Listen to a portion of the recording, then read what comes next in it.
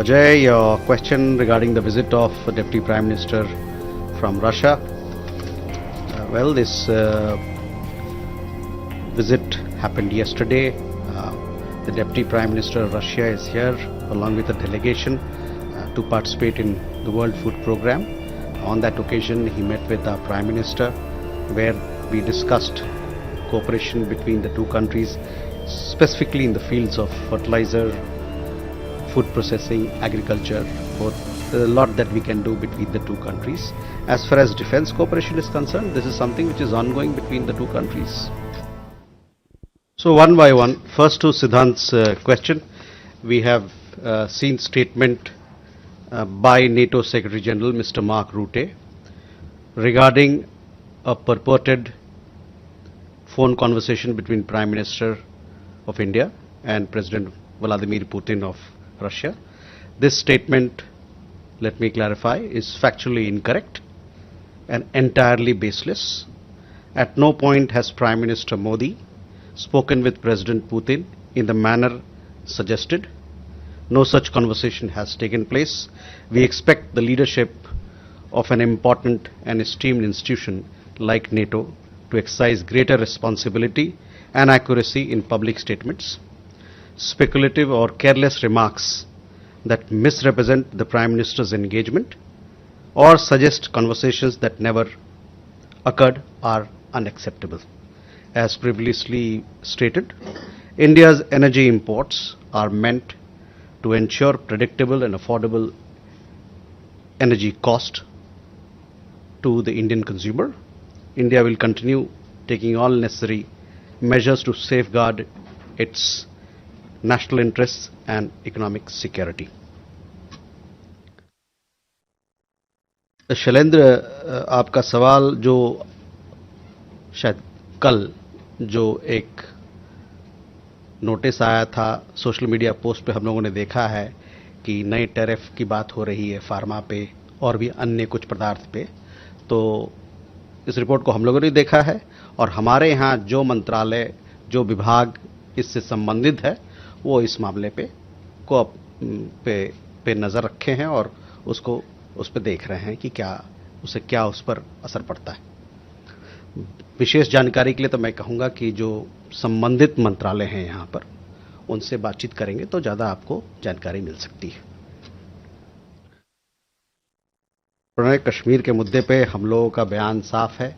हमारा क्या पोजीशन रहा है पिछले गत सालों में, गत दशकों में, उससे आप सभी लोग भली भांति वाकिफ हैं.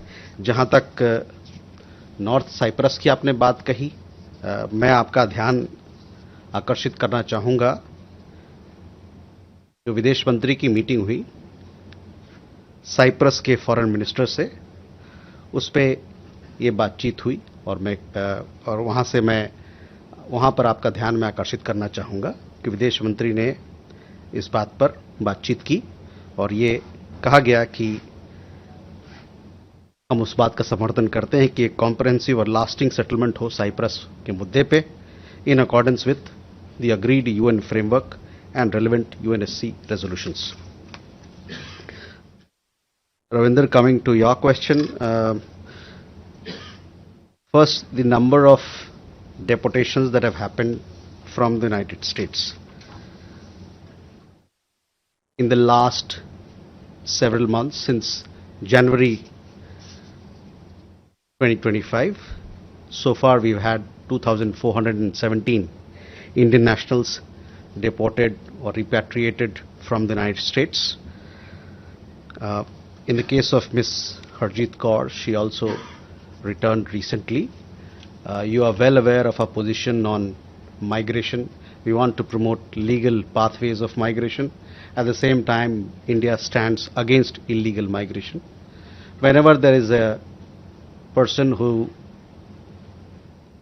does not possess a legal status in any country and he or she is referred to us with documents, if there are claims of being that he or she is an Indian national, we do the background check, we confirm the nationality, and then we are in a position to take them back. And this is what has been happening with deportations from the United States. As far as visa fraud cases and other such matters are concerned, we have, as I told you, we want to promote legal migration from India. At the same time, we want to see how best we can clamp down or curb illegal migration, because that undermines our efforts to promote legal migration.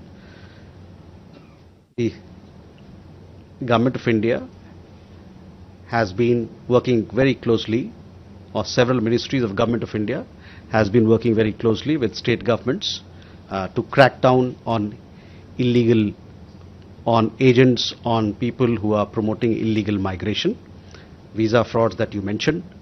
We have launched, sorry.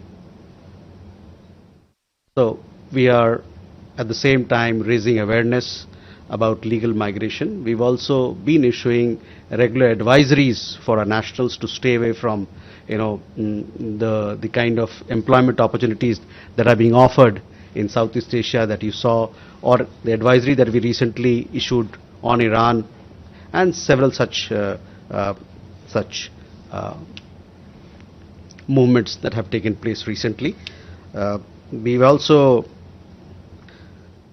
as I told you, we also are promoting that more and more people should look at e-migrate portal, because that is comprehensive in nature.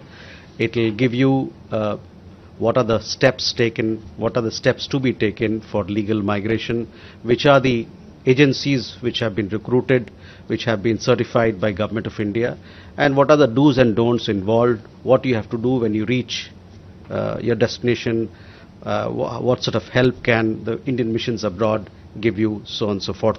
So all these details are there on e-migrate portal, and I will request you to have a look.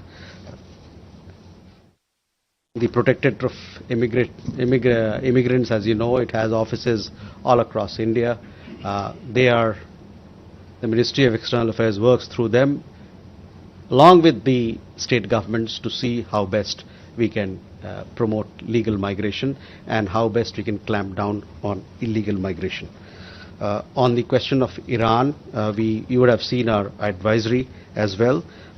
We just want to tell you that in recent months, we've seen that several Indian nationals, on landing in Iran, they have been kidnapped by criminal gangs.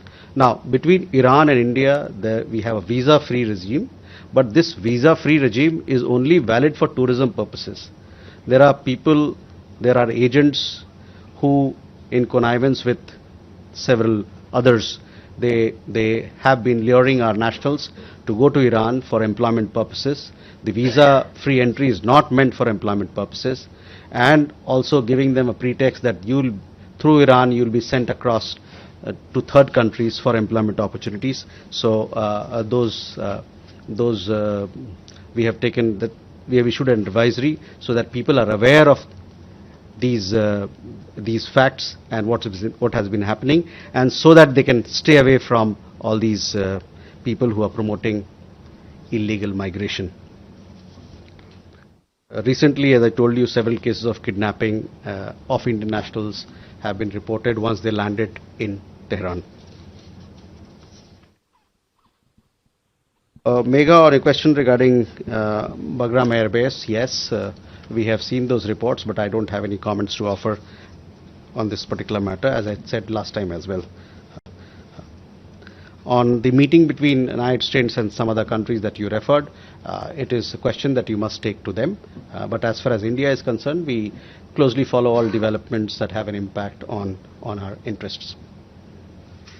Hello. Thank you, sir. Keshav Padmanabhan from The Print. My first question is that the Chief Advisor of Bangladesh, Mohammed Yunus, the other day was saying that when it comes to SARC, there's only one country that is preventing the activities of the bloc. I've heard your statements before from this platform with regards to SARC, but with this continuously coming up from Bangladesh, does the Government of India have any clear statement on what it wants to do with this organization? And if you would permit me, a second question is in addition to the tariffs that Donald Trump announced last night. He's announced it as well on some specific furnitures, which is about 50%. India's largest export, about $1.1 billion of furniture goes to the US every year. It's about 50%. So is this on top of the additional 50% tariffs? Is there any understanding with the government of India with regards to this? Thank you.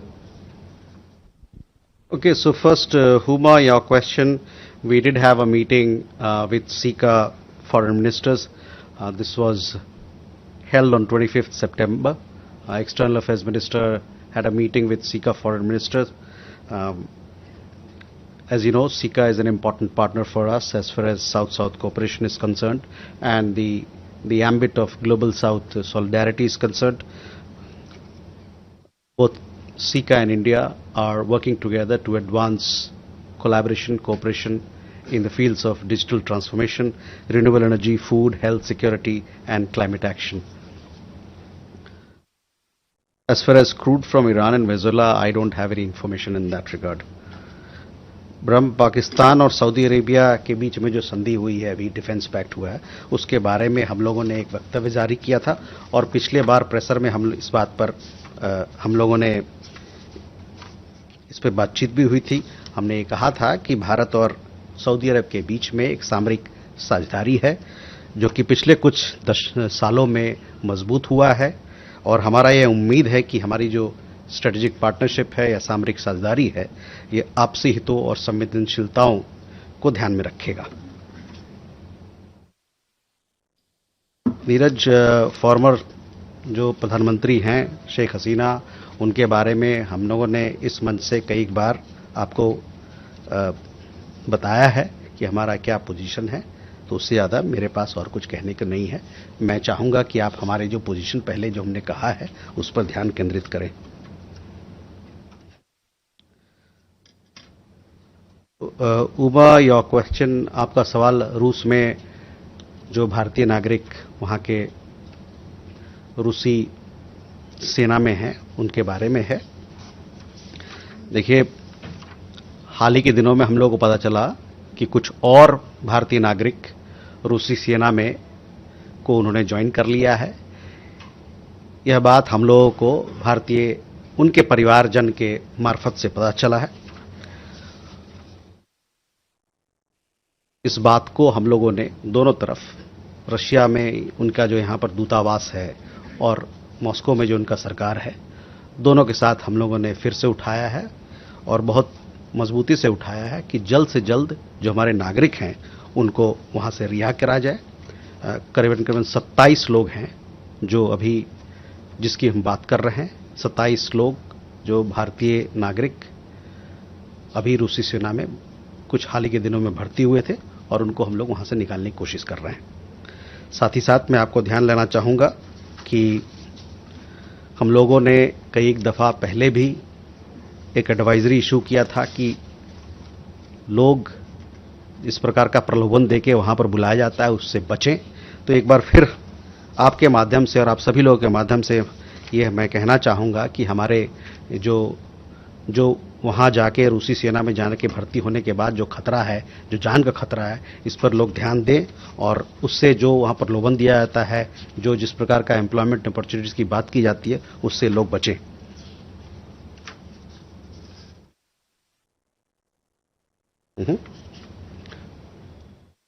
Keshav, see, on India's position is very clear on connectivity.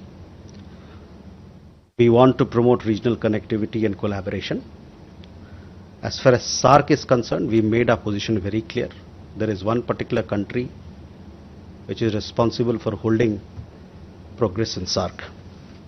And you know that country, which country is that country. On tariff issues, the latest tariff announcements, concerned departments of Government of India are looking into it, and hopefully we'll have a greater understanding on this particular matter. But at the same time, let me also tell you that as you're aware, India and the United States, they are involved in a bilateral trade agreement over the last few months.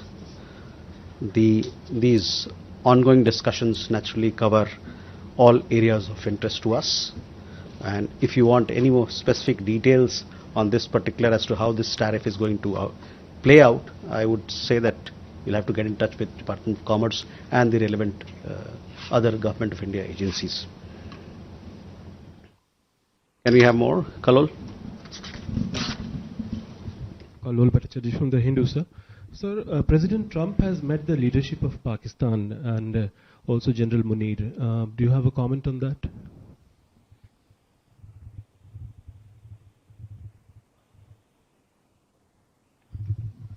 Jessica? This is Jessica Taneja for DD India. In Bangladesh, the Chhatra Shibir, which is affiliated to the Jamaat-e-Islami party, has won a decisive victory in the Dhaka University student elections. Any comment on that? Sanjay? Sir, this is Sanjay from ITV News. There is a news reports that British Prime Minister is likely to take a trip to India in the first week of October. Could you tell us some more details about the agenda and the objective of the trip? And also, sir, the British victims of Air India crash have been making a strong allegation that they are not being given any update about the investigation or what's happening with this whole thing. So would you like to offer any comment on that? Thank you. Krishmohan? Sir Krishnamohan Sharma Bharat express से। अभी तुर्की का एक बयान आया है कि जो जम्मू और कश्मीर में जो चीजें हो रही हैं, खास करके जो कल परसों में जो वहां पर दुर्घटना हुई, कि इसको यूएनजीए के रिजोल्यूशन के हिसाब से इसको सॉल्व किया जाए और उस एक तरीके से वो मध्यस्थता करने की भी बात कर रहे हैं sir. Okay. There, Sudhi? Sir, thank you. Sudhi Ranjan from Bloomberg, sir. We saw the Foreign Minister, External Affairs Minister meeting his American counterpart recently. Can you give us an understanding whether H-1B visas were raised? Is there an assurance from the United States? And also, is India now trying to include the H-1B visa issue in the trade talks, therefore including services as well? Okay. So let's get over these first. So Kalol, first on your meetings that have that you talked about between the US President and other dignitaries, we've taken note of those meetings. Jessica, I have no comments to offer on the university level elections that have recently been held in Bangladesh. On the parliamentary elections scheduled to be held in February of next year, we have repeatedly underlined our expectation of a smooth and peaceful democratic transition through free, fair, credible and inclusive elections in the country, in Bangladesh that is. Sanjay, on the visit of the UK Prime Minister, we will update you as and when we have more details. These visits are announced at the appropriate time. On Air India victims, I understand the investigation is going on. For more details, you'll have to get in touch with the concerned GOI authorities. But as far as I am concerned, I'll try to get you some update on that. Krishnamohan ji, Kashmir के मुद्दे पे हमारा रवैया, हमारा पक्ष बड़ा साफ है, उसमें कोई बदलाव नहीं आया है। जहां तक मध्यस्थता की बात है, वहां भी तीसरे किसी भी पक्ष की द्विपक्षीय मुद्दों पे भारत और पाकिस्तान के बीच में द्विपक्षीय जो मुद्दे हैं, उसमें कोई जगह नहीं है तीसरे पक्षों का। So the External Affairs Minister had a meeting with Secretary of State Mark Rubio in New York. This was on 22nd of September. In the meeting, External Affairs Minister and Secretary of State they were joined by Commerce and Industry Minister from our side and USTR from the American side. We also had several officials participating in that meeting. The focus of the discussion was on trade and tariffs. Other aspects of bilateral relationship was also discussed. With regard to H-1B, let me tell you, you are aware that Ministry and our embassy in Washington DC, they have been in active touch with the US administration. You would have seen after those changes were announced, subsequent to that, clarifications and FAQs were issued by the US side. on as to how it's going to play out. This is still an evolving situation, and we remain engaged at various levels.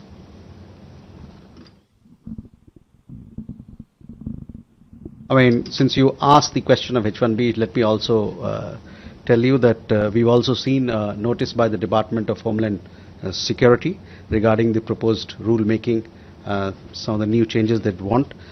Understand that the stakeholders from the industries and others, they have been given a month to comment on it. As far as we are concerned, we have stated this earlier as well, skill talent mobility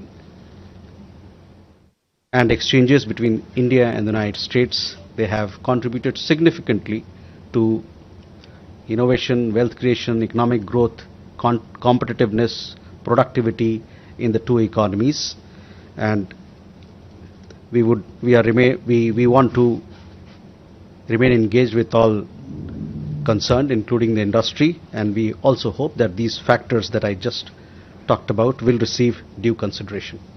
Okay, Shivam, first coming to your question, our specific concerns on restrictive measures on trade and roadblocks to economic cooperation have been taken up with the Chinese side during various high-level exchanges, and we have been informing you of those. When our leaders met in Tianjin, they underlined the need to proceed from a political and strategic direction to address economic issues. Both sides have also agreed to explore and resume dialogue mechanism and exchanges to enhance cooperation while addressing each other's concerns. Ajay, your question regarding the visit of Deputy Prime Minister from Russia. Well, this visit happened yesterday. The Deputy Prime Minister of Russia is here along with a delegation to participate in the World Food Programme. On that occasion, he met with our Prime Minister, where we discussed cooperation between the two countries, specifically in the fields of fertilizer, food processing, agriculture, both. There's a lot that we can do between the two countries. As far as defense cooperation is concerned, this is something which is ongoing between the two countries.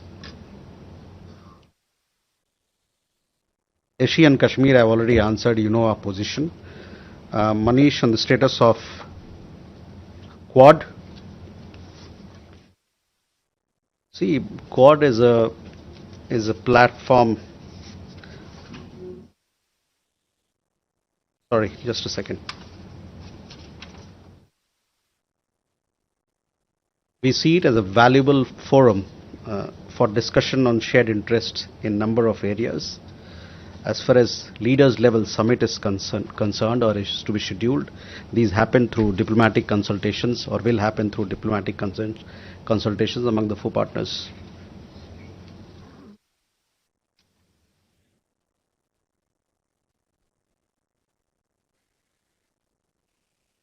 Nanima, your question regarding Russian oil. On Russian oil and energy sourcing, we have articulated our position very well.